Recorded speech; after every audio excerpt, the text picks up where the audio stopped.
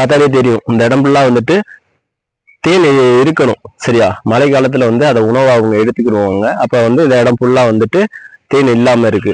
கட்டாயம் வந்து பெட்டி வளர்க்குறீங்க அப்படின்னா மழை காலத்துல வந்துட்டு ஈக்களுக்கு வந்துட்டு உணவு கொடுங்க. அதுவும் இப்ப தொடர்ச்சியா மழை வந்துகிட்டு இருக்கிறதுனால அதாவது புழு வரையில உள்ள தேனை ஃபுல்லா அவங்க சாப்பிடுவாங்க. அப்ப இங்க பார்த்தோம் அப்படின்னா சட்டங்கள் ஃபுல்லா தேன் இல்லாம எம்டியா தான் இருக்கும். நம்ம உணவு கொடுத்தே ஆகணும்.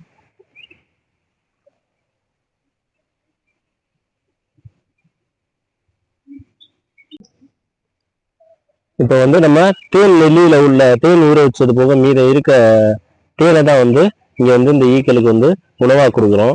இதை சாப்பிட்டதுக்கு அப்புறம் இவங்க ஃபுல்லா எப்படி ஹாப்பியா வந்து இந்த பெட்டியை விட்டு வெளியே வந்து சுத்துறாங்க, அதாவது மகிழ்ச்சியை வெளிப்படுத்துறாங்கன்றத வந்துட்டு பார்க்க போறோம்.